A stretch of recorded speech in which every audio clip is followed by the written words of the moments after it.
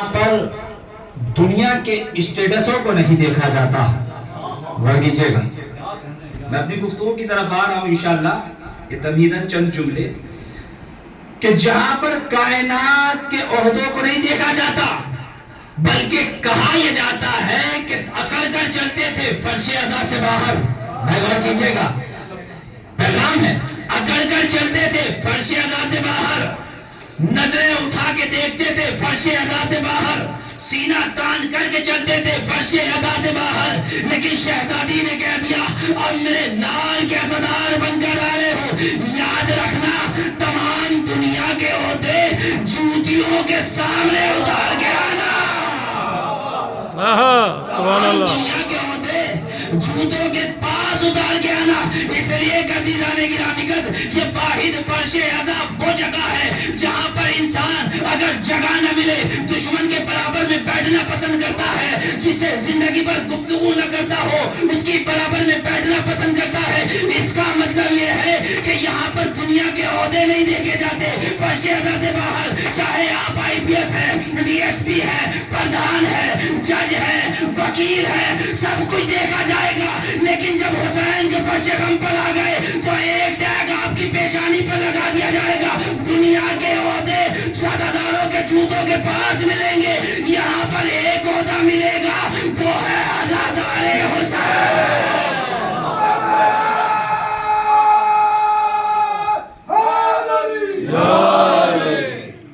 یہاں پر صرف ایک عہدے کی اہمیت ہے, وہ ہے جو شہزادی نے ہم کو عطا کر دیا, وہ عزادار امام حسین علیہ السلام. فضانی گرامی کر میں اپنی گفتگو کی طرف چلوں. ارشاد رب العزت ہو رہا ہے افمن یہدی الی الحق. ایک وہ ہے جو حق کا راستہ بتانے والا ہے, دوسرا وہ ہے کہ جو راستہ پوچھنے والا ہے. فما لکم کیف تحکمون, تمہیں کیا ہو گیا کہ تم کس کی پیروی کر رہے ہو. اللہ نے انسان پر نہ زور نہ زبردستی, اس لیے قرآن مجید خود کہہ رہا ہے کہ بسم اللہ الرحمن الرحیم لا اکراہ فی الدین. دین میں کوئی زبردستی نہیں ہے, دین میں کوئی جبر نہیں ہے. زبردستی ہوتی تو سب مسلمان, باقی دوسرے نہ ہوتے. اللہ نے کہا ہم نے تم کو ایک ایسی نعمت دی ہے جو جانوروں کو نہیں دی. غور کیجئے گا, ہم نے انسان کو ایک ایسی نعمت دی ہے جو جانوروں کو نہیں دی ہے. جانوروں کو شہوت دی ہے لیکن عقل نہیں دی ہے. جانوروں کو شہوت دی ہے لیکن عقل نہیں دی ہے. انسان کو شہوت بھی دی ہے, عقل بھی دی ہے. غور کیجئے گا سامعین گرامی کر, اسی لیے پروردگار عالم نے کائنات کی تمام تر مخلوق کو پیدا کرنے کے بعد نہ فخر کیا نہ فخر کا اظہار کیا, لیکن قسم خدا کی پروردگار عالم نے جب حضرت انسان کو خلق کیا تو قسمیں کھا کھا کر کہا بسم اللہ الرحمن الرحیم والتین والزیتون وطور سینین وہذا البلد الامین لقد خلقنا الانسان فی احسن تقویم. تین کی قسم, زیتون کی قسم, طور سینہ کی قسم, بلد امین یعنی شہر مکہ کی قسم, میں نے انسان کو احسن تقویم پر پیدا کیا. یہ کون سا احسن تقویم ہے؟ یہ وہ پیمانہ ہے جو پروردگار عالم کے پاس سب سے بلند پیمانہ ہو سکتا تھا. تو عزیزان گرامی پروردگار عالم نے اس کائنات میں تمام تر سینکڑوں مخلوقات میں جو بہترین مخلوقات کے جس پر فخر کیا ہے وہ حضرت انسان ہے, کیونکہ اسے شہوت بھی دی ہے, عقل بھی دی ہے. اگر یہی انسان اپنی شہوتوں کو کچلتے ہوئے عقل سے کام لیتے ہوئے اللہ کی بارگاہ میں سربر سجود ہو جاتا ہے, اللہ کہہ رہا ہے کہ احسن الخالقین, میرے انسان سے بہتر اس کائنات میں کوئی پیدا بھی نہیں کیا. لیکن اگر یہی انسان عقل کو پیچھے چھوڑ کر اپنی عقل پر شہوتوں کو غالب کر دیتا ہے, اللہ ماضی یاد دلا رہا ہے اے انسان میں نے تجھے ایک نجس قطرے سے پیدا کیا. نجس قطرے سے, یہ انسان کی اوقات پروردگار عالم نے دیکھو, لہذا تکبر نہ کرنا, جب بھی میری بارگاہ میں آنا سر جھکا کے آنا, اگر سر جھکا کر آؤ گے تو اکثر تقدیم کی منزلوں پر فائز ہو جاؤ گے، اور اگر اکڑ کے آؤ گے ثم رددناہ اسفلا سافلین، قرآن کی آیت ہے، میرے جملے نہیں ہے۔ سافلین کہتے ہیں جہنم کے سب سے نچلے حصے کو، یعنی کہ اکڑنے والا انسان جہنم کے سب سے نچلے حصے میں چلا جائے گا۔ اب آپ کی مرضی ہے کہ سر جھکا کر انسان بننا چاہتے ہیں یا اکڑ کر جہنمی بننا چاہتے ہیں۔ ایک صلوات پر عظمت محمد والے اللہم صلی علی محمد عقل انسانی سے پروردگار عالم کہہ رہا ہے کہ تمہارا اختیار ہے۔ تو جب عقل انسانی سے سوال کے جواب کو لیا جائے تو عقل انسانی یہی کہتی ہوئی دکھائی دے گی، یاد رکھنا ہم راستہ بتانے والے کے پیچھے جائیں گے، پوچھنے والے کے پیچھے نہیں جائیں گے۔ کیوں؟ جو راستہ بتانے والا ہے وہ راستہ جانتا ہے، جو راستہ پوچھنے والا ہے وہ محتاج ہدایت ہے۔ جو محتاج ہدایت ہوتا ہے وہ جہنم تو لے جا سکتا ہے، جنت نہیں لے جا سکتا۔ وہ جہنم تو لے جا سکتا ہے، جنت نہیں لے جا سکتا۔ جنت کون لے جائے گا؟ جو خود پہلے سے راستے کا علم رکھتے ہوں۔ اب عزیزان گرامی کا ہماری شریعت کی بنیاد ہے کہ ہمارے یہاں جو راستہ بتانے والے ہیں وہ پروردگار عالم کے منتخب کیے ہوئے، چنے ہوئے، یا اللہ نے ان کو چنا ہے یا اللہ کے نبی نے اللہ کی طرف سے ان کو چنا ہے۔ میں دلیل دیتا ہوں، اس لیے کہ پیغمبر اپنی طرف سے کچھ بولتے نہیں، وہی بولتے ہیں جو اللہ کی وحی کہتی ہے۔ پیغمبر وہی بولتے ہیں جو اللہ کی وحی کہتی ہے۔ عزیزان گرامی کا اس کا مطلب یہ ہے کہ جسے پروردگار عالم ہدایت بشریت کے لیے چن لیتا ہے انہیں راستے کا علم دے کر بھیجتا ہے۔ وہ دنیا میں آ کر علم حاصل نہیں کرتے، وہ علم لدنی کے مالک ہوا کرتے ہیں۔ اب عزیزان گرامی کا میں اپنی کل کی بات سے انشاءاللہ گفتگو کو متصل کر رہا ہوں۔ کل قرآن مجید کی آیت پڑھی گئی تھی، کیا؟ بسم اللہ الرحمن الرحیم، اللہ اخرجکم من بطون امہاتکم لا تعلمون شیئا۔ ہم نے انسان کو ایک اسٹیٹس پر بھیجا، ایک مہر لگا کر بھیجا۔ جب شکم مادر سے اس کائنات میں وجود بخشا تو ایک کیفیت پر بھیجا۔ وہ کیا کیفیت تھی؟ لا تعلمون شیئا، انسان کچھ نہیں جانتا تھا، جاہل تھا۔ غور کیجئے گا عزیزان گرامی، انسان جاہل تھا۔ تو انسان وہ ہے کہ جو شکم مادر سے آیا تو جاہل آیا، جب جانے لگا تب بھی جاہل جانے لگا۔ بھائی غور کیجئے گا عزیزان گرامی، میں آگے اب تمہید کے لمحات ختم ہوئے۔ بھائی انسان جب آیا تب بھی جاہل آیا، جب جانے لگا تب بھی جاہل جانے لگا۔ اگر جاہل نہ جاتا تو مولانا قبر کے قریب بیٹھ کر اسماعیل فن تھوڑی پڑھتے۔ بھائی اگر عالم جاتا تو ایسے ہی دفن کر دیا جاتا، لیکن مولانا تلقین پڑھ کر بتا رہے ہیں کہ یہ سن بھی رہا ہے، سمجھ بھی رہا ہے، ہم گواہی دے رہے ہیں، یہ جاہل جا رہا ہے۔ تو عزیزان گرامی یہ انسان ہے کہ جس کی ابتدا بھی جہالت ہے، جس کی انتہا بھی جہالت ہے، لیکن جسے اللہ نے ہدایت بشریت کے لیے چنا۔ جب وہ آغوش پیغمبر میں آیا تو کہنے لگا یا رسول اللہ قرآن سناؤ، زبور سناؤ، انجیل سناؤ، قرآن سناؤ۔ جب دنیا سے جانے لگا تو رب الکعبہ کہہ کر گیا۔ صلوات پر عظمت محمد۔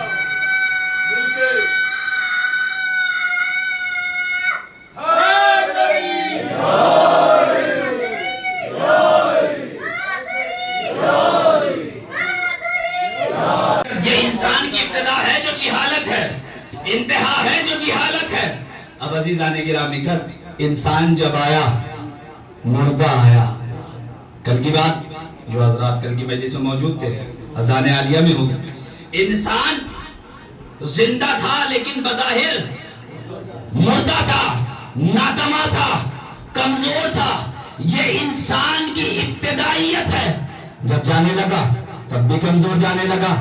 وہ عقل، وہ غرور، وہ آنکھوں میں آنکھیں ڈال کر بزرگوں کی بات کرنا، وہ زمین پر سینہ تان کر کے چلنا، وہ زلفوں میں اس طریقے سے ہاتھوں کو پھیر کر بزرگوں کے سامنے بے ادبی کرنا، کفن میں لپٹا ہوا ہے، ساری عقل رہ گئی، ناتوانی ہے، کمزوری ہے، اتنا ناتوان ہے کہ خود قبر تک نہیں جا سکتا، چار کاندھوں کا موتا ہے۔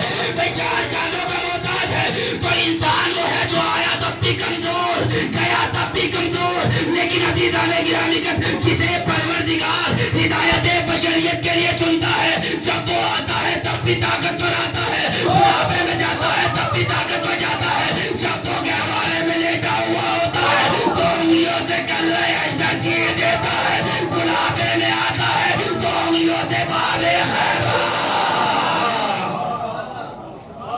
صلوات پڑھے حضرت محمد۔ یہ انسان کی ابتدائیت ہے، انتہائیت ہے، جب آ رہا ہے تب بھی کمزور، جا رہا ہے تب بھی کمزور، لیکن جسے پروردگار عالم ہدایت بشریت کے لیے چن لیتا ہے، وہ جب آتا ہے گہوارے میں لیٹا ہوا دو انگلیوں سے کلہ اجدر کو چیر دیتا ہے، بڑھاپے میں آتا ہے تو تشدد کرنے والے بادشاہ ہوں گے کہ جو یہاں پر آ کر طاقت کے بل پر حکومت قائم کرتے ہیں، جسے اللہ ہدایت بشریت کے لیے چنتا ہے۔ اور عزیزان گرامی قدر، یہ دنیا کے انسان ہے کہ جب آتا ہے تب بھی نجس آتا ہے، جب جا رہا ہے تب بھی نجس جا رہا ہے، اور اتنا نجس ہے کہ ایک غسل سے کام نہیں چلتا، تین غسل دیے جاتے ہیں۔ اور عزیزان گرامی قدر، ایک اور بات، تو اتنا نجس ہے کہ خود تو نجس ہے ہی، اگر کوئی اس کے بدن کو ٹھنڈا ہونے کے بعد چھوڑے تو اس پر غسل مسیحیت واجب۔ یہ انسان کی ابتدا اور انتہا ہے، جب آ رہا ہے تب بھی نجس، غسل ولادت دیا جا رہا ہے، جب جا رہا ہے تب بھی نجس، اتنا نجس کہ تین غسل دیے جا رہے ہیں، کوئی غیر چھو لے تو اس پہ بھی غسل مسیحیت واجب ہو جائے، لیکن عزیزان گرامی قدر، اس کا کیا کہنا جو آیا بھی کعبے میں ہو، جو آیا بھی کعبے میں ہو، اور عزیزان گرامی قدر تنہا کعبے میں نہیں آیا بلکہ دنیا والوں تم تو وہ ہو جو پیدا ہونے کے بعد غسل مولود لیتے ہو، علی وہ ہے جو کعبے میں پیدا ہونے کے بعد کعبے کو لائق تباہ بنا دیتا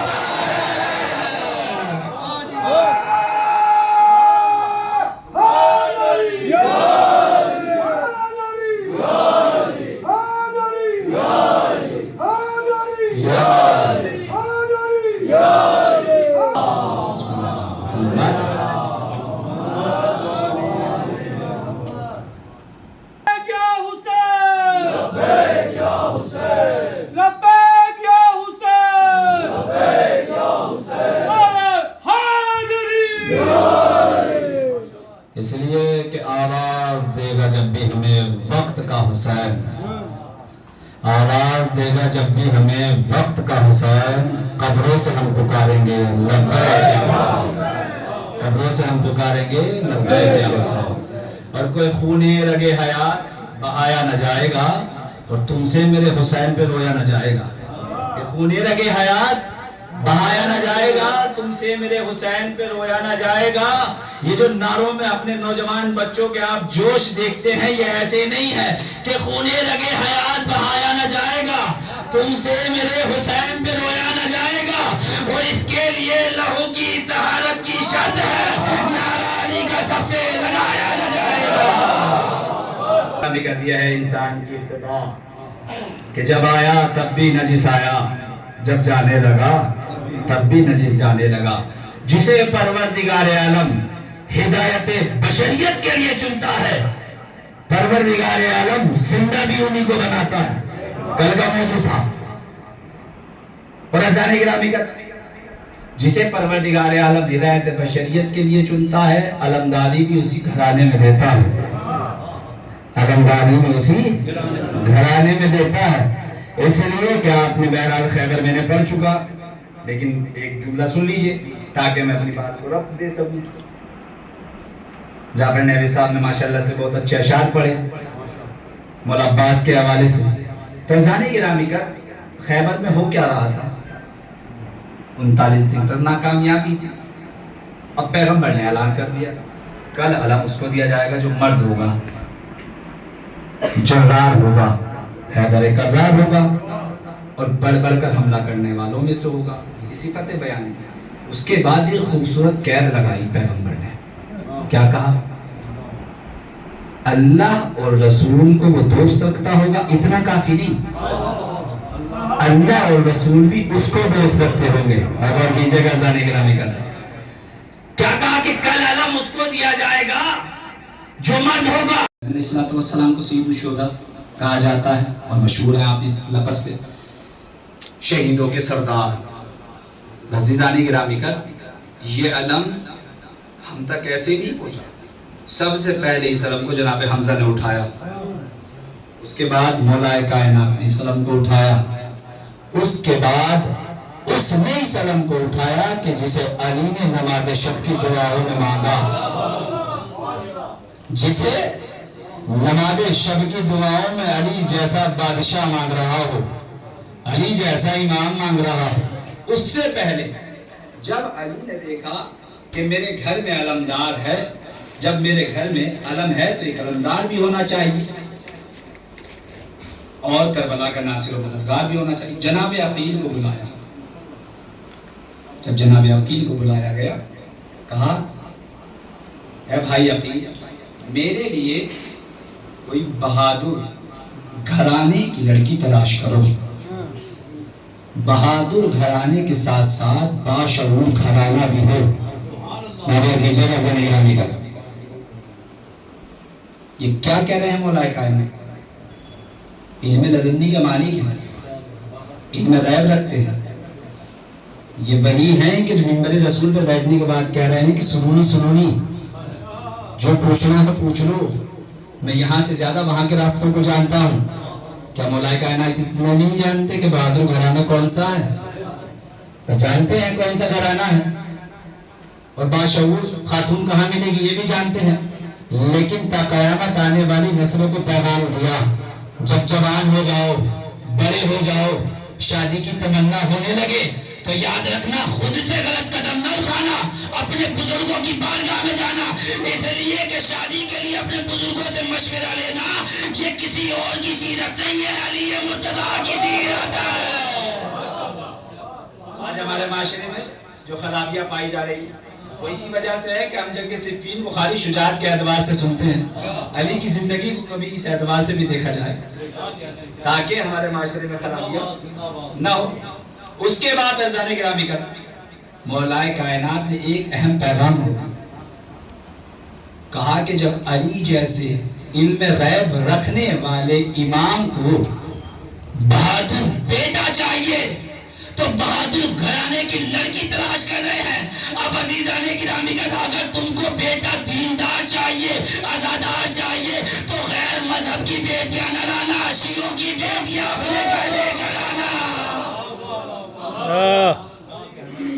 یہ بہت کڑوا سچ ہے بہرحال، لیکن حقیقت ہے، علی کی سیرت ہے۔ اگر چاہتے ہو کہ بیٹا عزادار ہو، اولاد دیندار ہو، شیعوں کی بیٹیاں لے کر آنا۔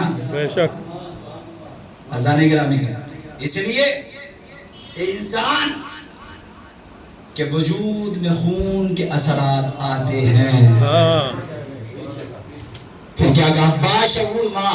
اب عزیزان گرامی کا میں اس کی وضاحت کرنے لگا ہوں، باشعور ماں دیکھنا، اس لیے آج کے زمانے میں کہا جاتا ہے خوبصورت بیوی نہ تلاش کرو، باشعور بچوں کی باشعور ماں لے کر آؤ۔ غور کیجیے گا عزیزان گرامی کا، اس لیے کہ جب تم باشعور خاتون اپنے گھر میں لے کر آؤ گے، خوبصورت بیوی خود بخود کردار میں بن جائے گی۔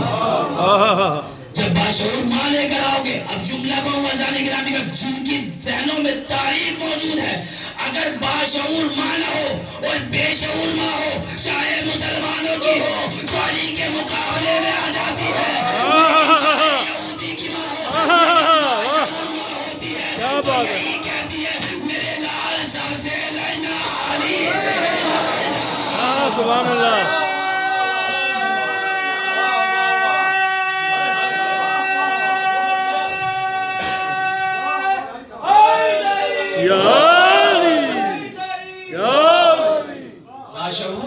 باشعور خاتون۔ اس کے بعد تاریخ بتاتی ہے کہ جناب عقیل چلے، جب جناب عقیل رشتہ لے کر چلے، اور عزیزان گرامی کا جناب عقیل سے کہنے کا سبب کیا تھا؟ علامہ اپنی کتاب میں لکھتے ہیں جناب عقیل وہ شخصیت تھے اس وقت کے عرب میں کہ جن کے اذہان میں تمام تر شجرے موجود ہوتے تھے، اس لیے کوئی تگڑے مگڑے شجرے والا عقیل سے ٹکراتا نہیں تھا، اس لیے کہ عقیل بتا دیتے تھے کہ تیرے باپ کتنے ہیں، عقیل بتا دیتے تھے کہ تیرے باپ کتنے ہیں۔ تاریخ بتاتی ہے اسی طریقے سے فقیر شام کے دربار میں جناب عقیل گئے، جب گئے تو فقیر شام کے چاہنے والا کوئی تھا جو جناب عقیل سے چاہ رہا تھا کہ بدتمیزی کرے، بد کلامی کرے، نیچا دکھائے، ذلیل کرے، رسوا کرے۔ اب جناب عقیل نے اتنا کہا کہ تیرے باپ وہ نہیں ہے کہ جسے تو سمجھتا ہے۔ آپ کی خاموشی کو سلام۔ جناب عقیل نے مسکرا کر کوئی غلط بات نہیں کہی، وہ اتنا کہا کہ تیرا باپ وہ نہیں جسے تو سمجھتا ہے۔ یہ خیز میں اٹھا، گھر آیا، روتا ہوا کہنے لگا، ماں مجھے بتا میرا حقیقی باپ کون ہے، ماں مجھے بتا میرا حقیقی باپ کون ہے۔ تو ماں نے جواب نہ دیا، بس ایک جملہ کہا، مجھے یہ بتا کہ فقیر شام کے دربار میں عقیل آ گئے۔ صلوات پڑھے عظمت محمد آلے۔ اب عزیزان گرامی کا جیسے ہی فاطمہ بلاویہ کے گھر پر پہنچے، جناب ام البنین کے دروازے پر پہنچے، جناب ام البنین کے والد نے دیکھا عقیل بنی ہاشم کے گھرانے کا فرد ہماری چوکھٹ پر۔ کہا عقیل اولاً سلام عرض کرتے، ثانیاً آنے کی وجہ کیا ہے؟ عقیل نے کہا کہ ہم تمہاری بیٹی سے علی کا رشتہ لے کر آئے۔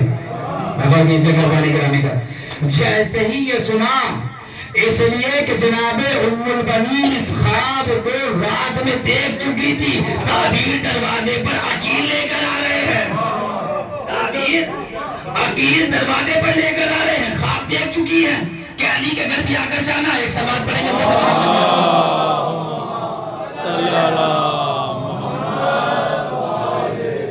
اب عزیزان گرامی جناب عقیل کو بلایا، پھر جملہ کہوں گا جن کے اذہان میں تاریخ ہے، منبر کے تقدس کے اعتبار سے میں کھل کے بیان بھی نہیں کر سکتا، لیکن جن کے اذہان عالیہ میں تاریخ موجود ہے، ہسٹری موجود ہے، وہ انشاءاللہ اس جملے کا لطف لیں گے۔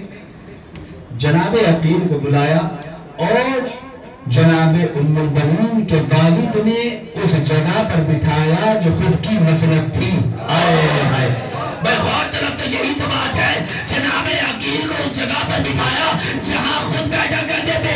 اب اگر تاریخ آپ کے اذہان میں ہو تو جملہ کہو، یاد رکھنا زمانے والوں، شریف بیٹیوں کے باپ مسندیں دیا کرتے ہیں، کی جا نہیں کرتے۔ شریف بیٹیوں کے باپ مسندیں دیا کرتے ہیں، کھینچا نہیں کرتے۔ بہرحال میرا عزیزو، جناب ام البنین سے مولا کائنات کی شادی ہو، جناب ام البنین آگے۔ اب عزیزان گرامی کا ایک شجاعت حضرت عباس کے لیے حسن خطابت پر پورے کئی سارے لفظ نہ کہہ کر ایک جملے میں بات کو سمیٹ دیتا ہوں۔ جناب ام البنین کا خاندان کون سا خاندان ہے؟ اب آپ غور کریں، جناب ام البنین اور مولا عباس کا ننیھال اتنا شجاع ہے کہ اس زمانے کے لوگ اپنی شجاعت کا لوہا منوانے کے لیے، اپنے بازوؤں کی طاقت کا لوہا منوانے کے لیے اپنی تلواروں پہ جناب عباس کے ننیھال والوں کا نام لکھتے تھے۔ بھائی ننیھال کتنا شجاع ہے، ددیال دیکھو نہ پھر بنی ہاشم کا گھرانہ ہے۔ بس ایک جملہ کروں، عزیزان گرامی عباس اس شجاع کا نام ہے جہاں پر ننیھال کی شجاعت اور بنی ہاشم کی شجاعت جمع ہو جائے، وہاں عباس جیسا شیر پیدا ہوتا ہے۔ جہاں ننیھال اور ددیال کی شجاعت آ کر جمع ہو جائے، وہاں عباس جیسا جگی بیٹا پیدا ہوتا ہے۔ اب عزیزان گرامی کا تمام تر باتوں کو چھوڑ دے، جب 12 یا 13 برس نجم الحسن کراروی اپنی کتاب ذکر العباس میں لکھتے ہیں، اس کے علاوہ تاریخ اسلام میں موجود ہے واقعہ جنگ صفین۔ مالک نے پھر تو کو جڑا مولا لشکر زخمی ہے، لڑے گا کون؟ कौन जाएगा? अली ने मुस्कुरा के कहा, मालिक तुम परेशान न हो, आज अली का बेटा जंग लड़ेगा। मालिक परेशान न हो, घबराओ नहीं, आज अली का बेटा जंग लड़ेगा। आपने सुना ही है, एक तरफ से हसनैन शरीफैन उठे, एक मर्तबा खुदा कायनात ने बिठा दिया, और बिठाने के बाद एक जुमला कहा कि क्या तुमने मेरे ऐलान को नहीं सुना? मैंने कहा है कि अली का बेटा, मैंने कहा है कि अली का बेटा, तुम तो मुबाइले से मेरे नहीं पैगंबर के बेटे हो। मैंने कहा है कि मेरा बेटा। बहरहाल वक्त की तंगी का लिहाज रखते हुए मैं इंशाल्लाह मुख्तसर तरीके से, तारीख बताती है कि जंगे सिफ़ीन में नजमुल हसन कराची साहब इस बात को लिखते हैं कि दो वाक़े हैं। एक मर्तबा मौलाए कायनात चेहरे पे नकाब डालकर मैदान में पहुंचे हैं, एक मर्तबा गाजी अब्बास चेहरे पर नकाब डालकर मैदान में पहुंचे। गौर कीजिएगा ज़ाने गिरामी। अब मौलाए कायनात ने जनाब इब्न अब्बास को बुलाया, जनाब इब्न अब्बास से उनका मामा लिया, उनका लिबास लिया, चेहरे पे नकाब को डाला, डालने के बाद मैदान में आए। अब जब मैदान में आए, हमला करना शुरू किया। और कीजिएगा जब हमला करना शुरू किया तो अमरियास खेमे से निकला। तारीख इस्लाम का सबसे बड़ा मक्कार है अमरियास। तारीख इस्लाम का सबसे बड़ा मक्कार का नाम है अमरियास। और आज के जमाने में जो लोग मुनाफिकत करते फिरते हैं, तारीख उन्हें अमरियास के नाम से याद करती है। अमरियास जैसी मक्कारी किसी के पास नहीं थी। जंगे सिफ़ीन में देखो किस तरीके से इसी ने नेज़ों पर कुरान बुलंद करवा दिए थे।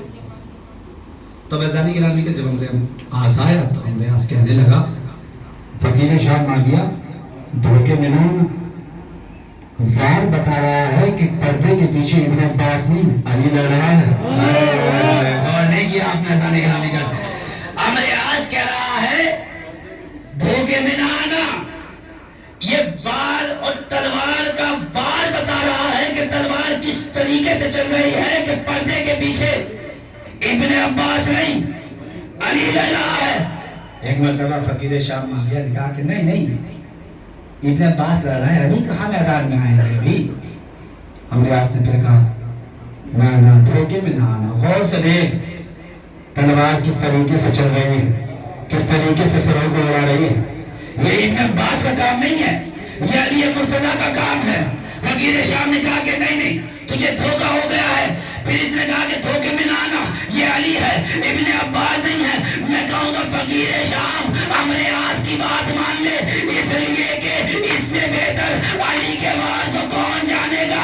अभी कुछ देर पहले की बात है, अली के जुल्फ़िकार से बचकर ये मैदान से नंगा होकर भाग रहा था। तारीख के जुमले हैं, मेरे नहीं है। ये बरहना होकर भाग गया था। हमें तो पता है कि तुम्हारे आबा अजदाद पहले भी भागते थे, आज भी भाग रहे हैं। भाई पहले भी भागे हैं, आज भी भाग रहे हैं। अज़ानी गिराम के भागना जारी है, टेक्नोलॉजी बदल गई। गौर नहीं किया, उस जमाने में कहते थे कि घोड़ा लेके भागा, आज के जमाने में कहते हैं कि बेड़ा लेकर भाग गया। मजाक कर रहे थे, बेड़ा कहते हैं दरियाई जहाज को। आज आप देखिए, जब अली वालों का मुहासरा करने के लिए ईरान का ये आए, हमने अब्राहम लिंकन भेज दिया, हमने वो भेज दिया, हमने ये भेज दिया, लेकिन जब अली वालों ने मिसाइलें मारी ना, कभी लब्बैक या ज़ैनब कहकर मारी, कभी या फातिमा ज़हरा कहकर मारी, और ज़माने वालों को पेड़ों को इतनी दूर पहुंचा दिया और तारीख को दोबारा लौटाकर बता दिया, याद रखना भागना वही है, बस टेक्नोलॉजी बदल गई।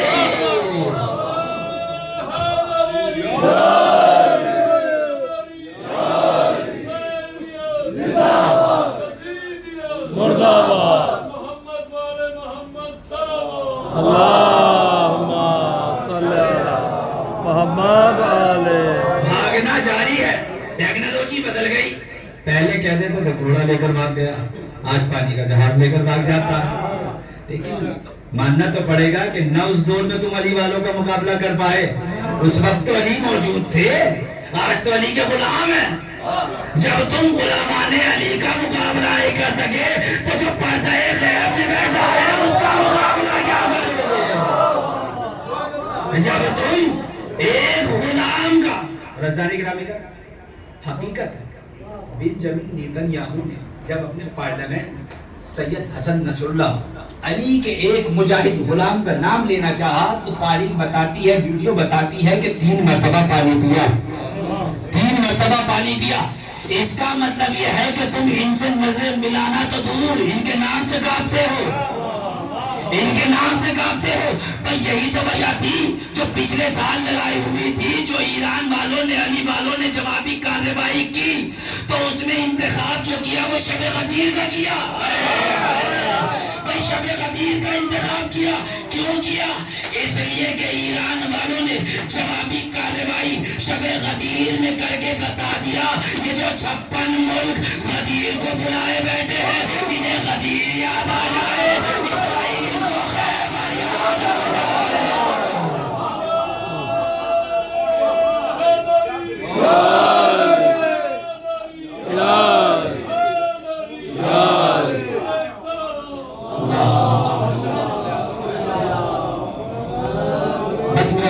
میں منزل کی طرف آ گیا۔ مولا کائنات اب اس نے کہا کہ ابھی پتہ چل جائے گا کہ علی ہے یا ابن عباس ہے۔ ایک مرتبہ ایک سپہ سالار کو بلایا، کہا کہ ایک ایک کر کے حملہ نہ کرو، سارے مل کر ایک ساتھ علی پر حملہ کرو۔ عزیزان گرامی کا ایسے ہی نہیں، علی کے چہرے میں جلال تھا، ذوالفقار تو چھوڑیے علی کے چہرے میں بھی جلال تھا۔ کہا کہ ایک ساتھ حملہ کرو۔ اب تاریخ بتاتی ہے کہ جیسے ہی لشکر فقیر شام کا قریب ہے، ایک ساتھ کئی ہزار کا لشکر جو ہے مولا کائنات کو قتل کرنے کے لیے آگے بڑھا۔ جیسے ہی بڑھا تاریخ بتاتی ہے کہ علی نے اپنی ذوالفقار کو میان میں رکھ لیا۔ علی نے اپنی ذوالفقار کو میان میں رکھ لیا۔ اب جیسے ہی میان میں رکھا، ایک مرتبہ مالک اشتر دوڑے دوڑے امام حسن کی خدمت میں آئے، کہا مولا ایک ساتھ حملہ کرنا ہے میرے مولا پر، مجھے اجازت دیجئے تاکہ میں علی کو بچا کر لے آؤں۔ ایک مرتبہ امام حسن نے کہا مالک اشتر خاموش ہو جا، آج ہی تو علی کی شجاعت دیکھنے کا دن ہے، آج ہی تو علی کی شجاعت دیکھنے کا دن ہے۔ علی نے ذوالفقار کو میان میں رکھا، جیسے ہی قریب تھی پہنچے۔ تاریخ بتاتی ہے کہ ہیبت علی کا اندازہ اور جلوہ یہ تھا، کسی کے ہاتھ سے تلوار چھوٹی، کسی کے ہاتھ سے نیزہ چھوٹا، کسی کے ہاتھ سے تلوار چھوٹی، کوئی ادھر کو بھاگا کوئی ادھر کو بھاگا۔ کہ جو خود غریب الوطن تھا، جو وطن سے بہت دور 3 دن کا بھوکا پیاسا شہید جاتی تھی، کہیں کھولتا پانی ڈالا جاتا تھا اجرکم من الزہرا، خدا کوئی غم نہ دے سوائے مردم کربلا کے۔ کہا زندان شام، ارے وہ جگہ ہے جہاں رات کی اوس دن کی دھوپ اہل حرم کے اوپر پڑتی تھی، یہ چوتھا امام بھی وہاں موجود تھا۔ حالداران مردم کربلا، اس کے بعد کہا دربار شام، جہاں 700 کرسی نشین منادی تعارف کرا رہا تھا، اے کرسی نشینوں، یہ علی کی بیٹی زینب، یہ علی کی بیٹی ام کلثوم۔ اجرکم من الزہرا، آپ کی آواز گریہ بلند ہو گئی۔ خدا آپ کے اس گریہ کو اپنی بارگاہ میں قبول فرمائے، کوئی غم نہ دے سوائے غم محمد کے۔ حضرات مظلوم کربلا، یہ تو ہماری غیرت ہے نا، اگر کوئی ہمارے ناموس کی طرف غلط نگاہ اٹھا کر دیکھ لیتا ہے نا، ہم سے برداشت نہیں ہوتا۔ حضرات مظلوم کربلا، علامہ اور شہید مرتضیٰ مطہری کا جملہ کہتے ہیں، قیامت کا جملہ ہے، تصور شرط ہے، اس لیے کہ مسائب تصور کا نام ہے۔ حضرات مظلوم کربلا، شہید مرتضیٰ مطہری لکھتے ہیں کہ حسین ایک بار قتل ہوئے، قاسم ایک بار قتل ہوئے، عباس ایک بار قتل ہوئے، کربلا کے 72 شہداء ایک بار قتل ہوئے، لیکن ہائے میرا مولا سجاد، نہ جانے کربلا سے کوفہ، ارے کوفہ سے شام کتنی مرتبہ قتل ہوا۔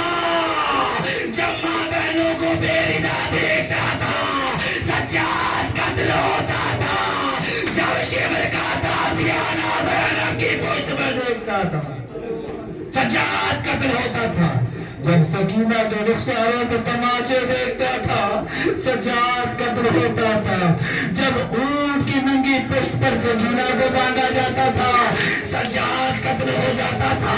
हाँ ज़रारा ने मर्दों में करबला तारीख बताती है कि अब अहले हरम को रिहाई मिल गई। रिहाई मिलने के बाद अहले हरम मदीना आ गए।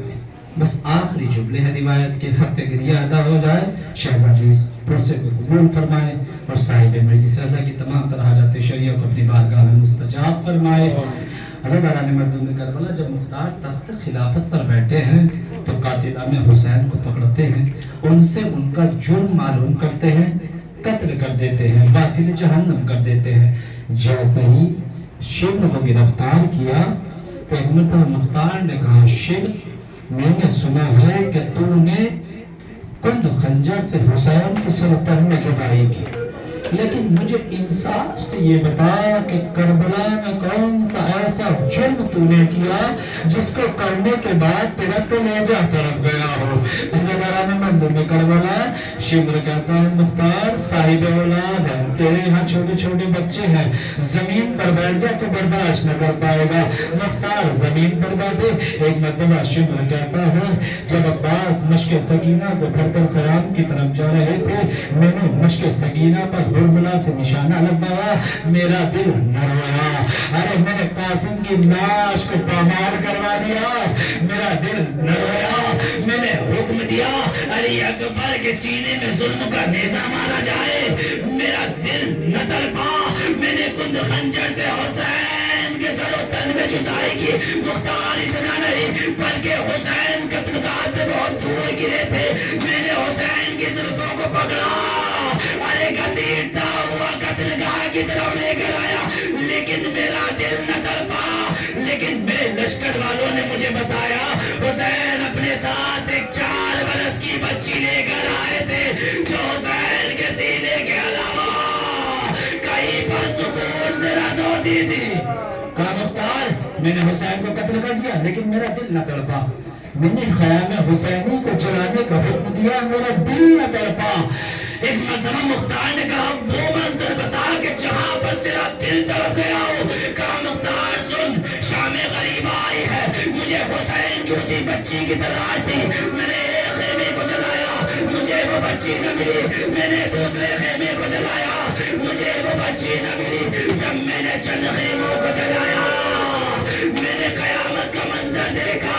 एक छोटा सा मुसल्ले पर एक 4 बरस की बच्ची हाथों को उठा कर कह रही थी, बारे इलाह, मेरा बाबा प्यासा गया है, मेरे बाबा की खैर। बस रिवायत के आखिरी जुमले हज़रारों, हक़ गिरिया अदा कर देना, जनाब उम्मे रबाब को उनकी बेटी का पुरसा पेश करना है, मौला इमाम हुसैन को जनाब सकीना का पुरसा पेश करना है।